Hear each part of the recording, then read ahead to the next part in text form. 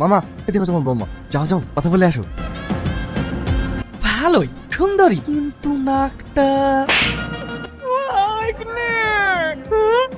এই বয়সে মেয়েদেরকে টিচ করা, আবার পুলিশকে দেবো নাকি লকাপে ঢুকিয়ে? আপনাদের তো ঠিক চিনতে পারলাম না। আমি রাঘব মন্ডল, আমার বাড়ি নাজিরপুরে। আপনার একটা মেয়ে আছে, পুলিশে চাকরি করে, তাই আমরা বিয়ের সম্বন্ধ নিয়ে এসেছি। আমার মেয়ে? আমার তো কোনো মেয়ে নেই। তাহলে পুলিশের চাকরি করে ওটা? ওটা তোমার বৌমা, পুলিশেরই চাকরি করে। আপনি ঠিকই শুনেছেন, আমার ছেলে ইঞ্জিনিয়ার, বাইরে থাকতো। অনেক বছর আগে একটা অ্যাক্সিডেন্ট ওর, তারপর থেকে বৌমা বিধবা। দুঃখিত, আমরা কোনো কিছু না জেনেই চলে এসেছি, কিছু মনে করবেন না প্লিজ, আমরা এখন আসছি। ওরা কারা এসেছিল? ওই তো প্রতিদিনের মতো, সবাই জানে তুই আমার মেয়ে, তাই বিয়ের প্রস্তাব নিয়ে এসেছিল। কি?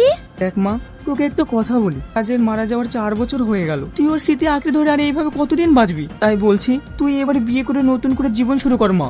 আমি তোমাদের কাছে বোঝা হয়ে গেছি বলো। এ তুই কি বলছিস? বাবার কাছে মেয়ে কখনো বোঝা হয়? তাহলে তোমরা বারবার আমার বিয়ের কথা কেন বলছো? তোমরা তো ভালো করেই জানো আমি বিয়ে করতে চাই না। হয় তোমাদের, তোমরা যাই বলো, দয়া করে আমার আর বিয়ের কথা বলো না। বিয়াদব কোথাকার, তোদের তো আমাকে কথা বলার হতে হবে। আর তুমি পৃথিবীতে আর কোনো মেয়ে ছিল না? কোনটা মেয়ে আর কোনটা বৌমা সেটা ঠিক পাও না? সব থাকলো একটা বিধবা মেয়ে, দিন দিন আমার মান সম্মান ধুলোর সাথে মিশিয়ে দিল। আরে কি হলো, খাচ্ছো কেন? নিজের যত্ন নিও, মা বাবার খেয়াল রেখো। আমি তাড়াতাড়ি ফিরে আসবো, হাসো।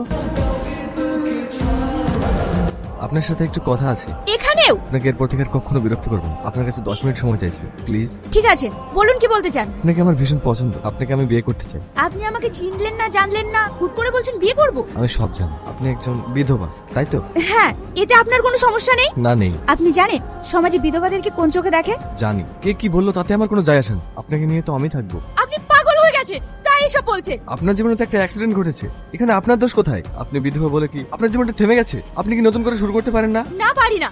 এই যে বড় বড় কথা বলছেন, এটা আজ আছে, এর পর আর থাকবে না। পরিবারের সাথে সাথে আপনিও আমাকে কথা শোনাতে ছাড়বেন না, বোঝা গেছে? এবার আসুন।